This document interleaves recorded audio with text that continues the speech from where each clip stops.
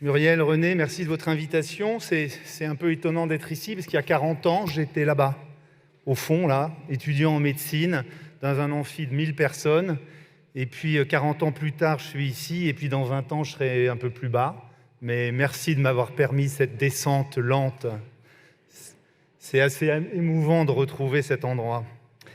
Alors, j'ai écouté les intervenants de la première session. Je dois vous dire qu'on ne va pas être dans le même registre, parce que moi, je suis travailleur manuel, je suis chirurgien, et en tant que travailleur manuel, chirurgien, cancérologue, je suis amené, depuis 30 ans, à voir des femmes à qui j'annonce, à qui nous annonçons un cancer du sein. Et quand Muriel m'a demandé de parler devant cette assemblée, je lui ai dit « Écoute, j'ai rien à dire, parce que je ne sais pas ce que je vais leur raconter. » Et en fait, la répétition de ces consultations d'annonce depuis plus de 30 ans, c'est un dossier lourd, et je vais essayer de le partager avec vous. Très rapidement, vous savez tous, toutes, que le cancer du sein est le cancer féminin le plus fréquent, 2 millions de cas dans le monde, avec une incidence qui a doublé en France, puisqu'on est passé d'environ 30 000 cancers du sein en 1980 à 60 000 cancers du sein en 2020. Et ce cancer du sein va taper à tous les âges. On pense souvent que c'est la soixantaine, mais en fait, 25% des cancers du sein se déclarent avant l'âge de 50 ans. Et ce cancer du sein, tout bon cancer qu'il fût, tue quand même 20% des patientes si on les suit pendant 10 ans, et est responsable de 16 000 décès par an en France. Si on traduit ça en courbes, très rapidement, c'est des courbes log, donc on écrase l'ascension, mais ça double en matière d'incidence en 30 ans. Et parallèlement, la mortalité diminue un peu, mais elle diminue peu, et elle diminue moins que ce qu'on aurait espéré. Et les bénéfices en termes de mortalité sont essentiellement liés à la précocité du diagnostic, au dépistage. Et je rappelle qu'en France, aujourd'hui, une femme sur deux ne répond pas à la demande de dépistage ou à la sollicitation de dépistage, et également à l'amélioration des traitements. Alors, j'ai passé beaucoup d'années, décennies à me former et à former les autres en tant que chirurgien. Et en fait, il y a un moment clé de mon métier qui est l'annonce du cancer. Et cette annonce de cancer, c'est un choc qui va toucher et qui peut toucher à plusieurs niveaux de la patiente. Avec évidemment l'angoisse de mort, puisque beaucoup de patientes se disent parmi les 20 000 dont il parle, Krishnaklov, c'est moi. En fait, non. La majorité des femmes qui ont un cancer du sein vont guérir. 90% des femmes qui ont un cancer du sein dépisté tôt vont guérir. Et les femmes qui vont décéder de leur cancer du sein ont des profils biologiques ou des profils cliniques très particuliers. Et malheureusement, assez rapidement, lors de la première consultation, on peut trier entre les cancers de très mauvais pronostic et les cancers de bon pronostic. Il y a aussi une angoisse d'intégrité physique. Je suis chirurgien, je traite des cancers du sein, je reconstruis des femmes qui ont eu un cancer du sein, et avec Isabelle Sarfati et nos 5 associés à l'Institut du Sein Paris, nous avons développé, augmenté, modifié les techniques de reconstruction mammaire immédiate pour pouvoir dire à une patiente qui va devoir avoir une mastectomie, mais on pourra vous reconstruire et on peut vous reconstruire en même temps, alors que, comme vous le savez, ce n'est pas pratiqué partout.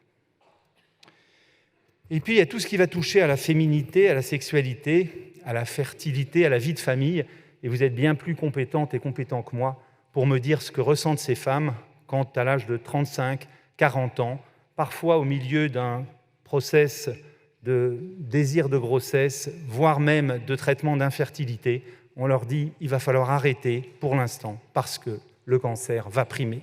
Et notre métier, ça va être de maintenir en permanence l'idée qu'il y aura un après. En particulier, je prends l'exemple de ces femmes qui sont en période de stimulation pour désir de grossesse, en leur disant « mais on reprendra votre projet et ça ne va pas s'arrêter à cause du cancer ». La vie professionnelle, évidemment, va être basculée et nous essayons, et je travaille beaucoup en ce moment avec certaines instances, pour essayer de limiter l'idée que l'arrêt de travail est indispensable pendant des mois, voire des années après un cancer du sein. La réinsertion dans tous ces domaines est indispensable, de façon à ce qu'on projette la patiente dès l'annonce dans l'après qui sera possible et qui parfois, pourrait être meilleur que l'avant. Les réactions sont extrêmement variables et il n'y a pas de cadre. Certaines patientes, particulièrement informées, particulièrement préparées, et c'est toute l'importance de la consultation gynécologique ou radiologique en amont de l'annonce du cancer du sein, qui a déjà préparé ces femmes à un cancer, souvent de petite taille, souvent de bon pronostic, souvent qui sera guéri par une chirurgie en ambulatoire et un peu de radiothérapie. Donc certaines de ces femmes arrivent apaisées en disant « ben voilà, c'est une femme sur 8, ça tombe sur moi, mais j'ai bien compris que ma vie n'était pas en danger. » D'autres, évidemment, sont incrédules, ceux d'autant qu'elles sont jeunes, ceux d'autant qu'il n'y a pas d'histoire familiale. Beaucoup sont sidérés, je ne m'y attendais pas, j'avais tellement de choses que je préparais, je devais changer de métier. Et là encore, notre métier, c'est de leur dire, ça va reprendre, voire ça ne va pas s'arrêter. Et l'idée des traitements qu'on va leur proposer, c'est de leur permettre de continuer leur vie du quotidien, la plus proche possible de la vie d'avant, et de leur dire, il y aura un après. Et puis parfois, et vous les voyez, c'est un effondrement, une incompréhension, une peur, une panique. Une patiente m'a dit un jour, je ne peux pas avoir un cancer du sein. Je dis, pourquoi vous ne pouvez pas avoir un cancer du sein? Parce que je ne peux pas mourir avant ma fille. Ah bon? Mais vous n'allez pas mourir, vous avez un cancer petit, de bon pronostic. Oui, mais ma fille, je la porte tous les matins, elle a 25 ans, elle a une maladie neurologique, et j'ai toujours pensé qu'il fallait que je sois là jusqu'à sa mort. Et cette femme, il a fallu 3 consultations préopératoires pour lui dire « Madame, vous allez continuer à porter votre fille. Si votre projet, c'est de mourir après elle, vous mourrez après elle, mais nous vous garantissons que vous n'allez pas l'abandonner à cause de ce cancer du sein. » Donc vous voyez, on a affaire à des profils évidemment extrêmement différents. Et dans cette panique et cette terreur, l'idée, c'est d'aller chercher le fil, ce qui fait qu'elle a peur, de façon à pouvoir travailler sur ce fil, aidé par vous, avec des consultations évidemment psy en parallèle, le plus souvent possible. Et puis de temps en temps, ça finit comme ça, c'est de l'agressivité, et puis il faut gérer l'agressivité. Non, ce n'est pas une patiente qui m'a tapé, non. C'est un ami avec des gants. Et donc, il faut gérer l'agressivité, et là encore, une consultation, 2 consultations, pour désamorcer cette inquiétude et cette peur. Et puis Muriel, tu m'as demandé de parler de l'annonce du cancer du sein, mais en fait, notre métier, mon métier, ce sont d'autres annonces. Il y a l'annonce de la mutilation, il y a l'annonce de la chimiothérapie, il y a l'annonce de la récidive, 5 ans, 10 ans après, il y a l'annonce des métastases, et parfois, pour 10 à 20% des patientes atteintes, l'annonce de l'incurabilité.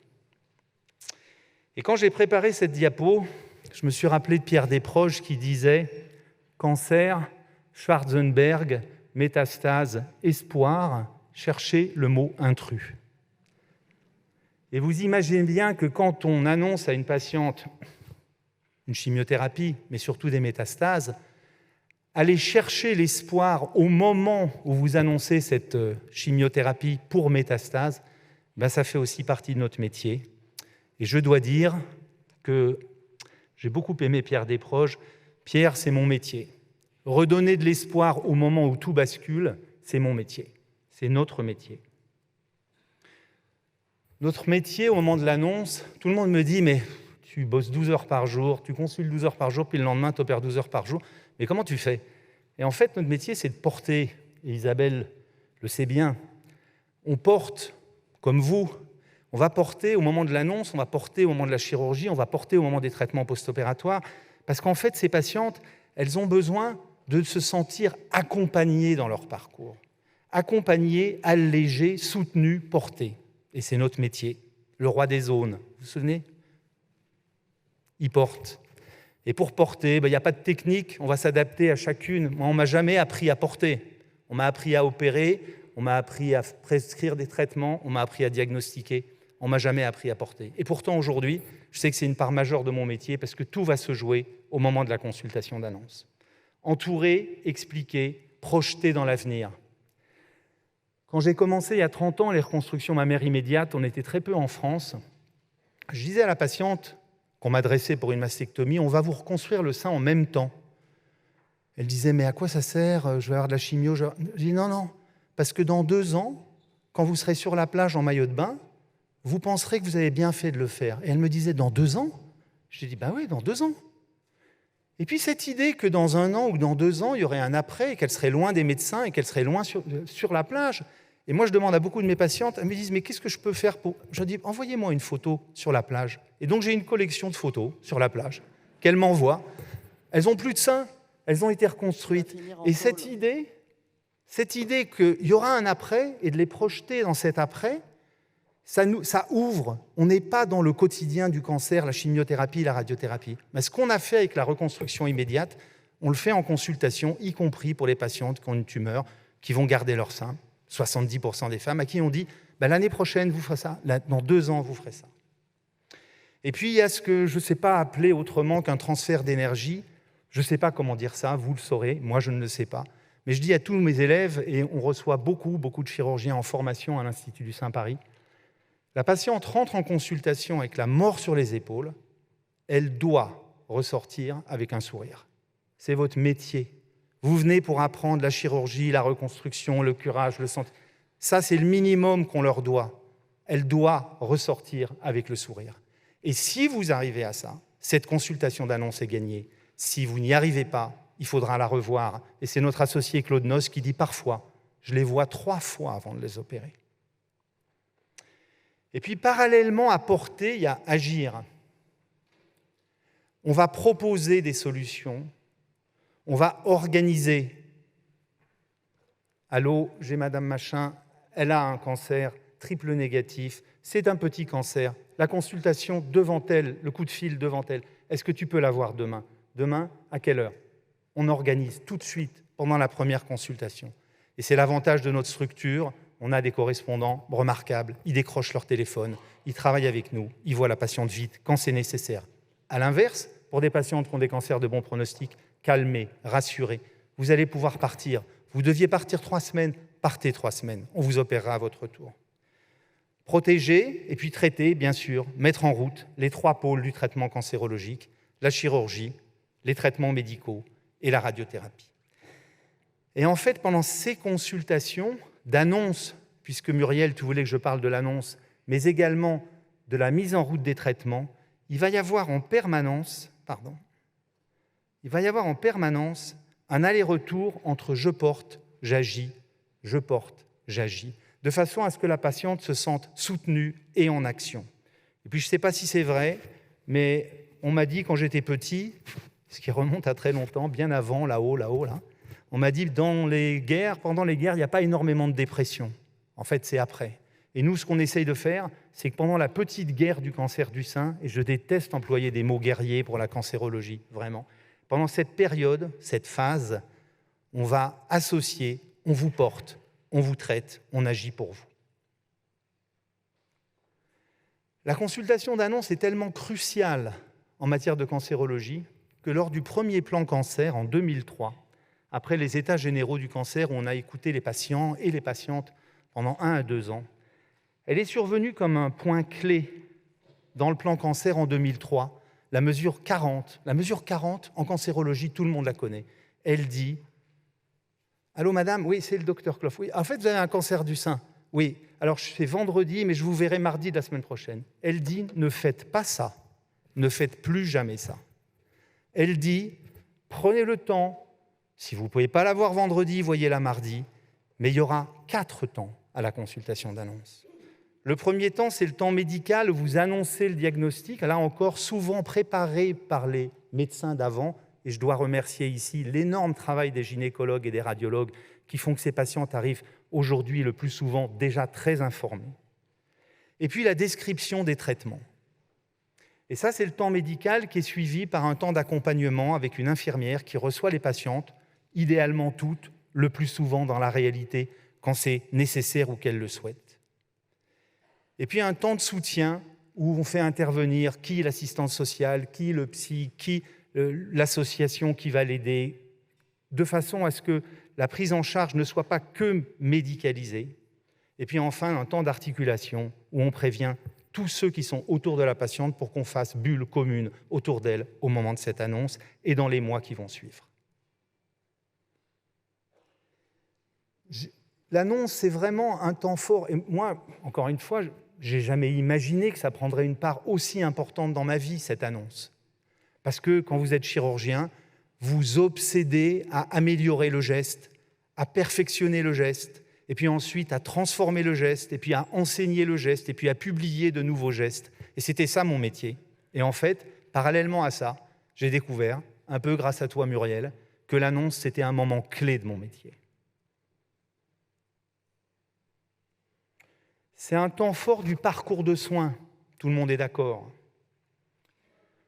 C'est un temps fort de la relation. Vous avez bien compris que si on a autant analysé ce moment, c'est qu'à partir de cette première journée va pouvoir se bâtir les mois et les années qui suivent. Et si vous ratez votre consultation d'annonce, c'est probablement comme un rendez-vous Tinder la première fois au bar, vous ne revenez pas. Ça doit être à peu près comme ça. Donc cette première consultation, il ne faut pas la rater. Éventuellement, il faut la répéter. Et puis moi, je crois, 30 ans plus tard, que c'est un élément majeur du parcours de vie des femmes. Tout le monde se souvient où j'étais quand les tours ont explosé, où j'étais quand j'ai appris pour Charlie, où j'étais le jour du Bataclan.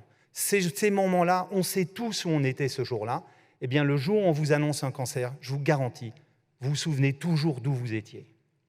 Et c'est pour ça qu'on a essayé de bâtir, avec Isabelle et nos associés à l'Institut du Sein, un cadre très particulier qui est un centre spécialisé pour la chirurgie du sein, mais qui ne ressemble pas à un centre anticancéreux. Et puis j'ai réalisé, encore une fois un peu grâce à vous aujourd'hui, que je voulais être un spécialiste de la chirurgie. J'ai passé beaucoup de temps à essayer de l'être. Je voulais être un spécialiste du sein. J'ai passé encore un peu de temps à l'être. J'espérais être un spécialiste du cancer et former des gens à mon métier. Et puis malheureusement, il n'y a personne qui forme à l'annonce. Je n'ai jamais appris à faire des annonces et j'espère qu'un jour, quelqu'un dira « Voilà ce qu'il faut faire pour que ce moment ne soit pas l'effondrement des tours ». Je vous remercie.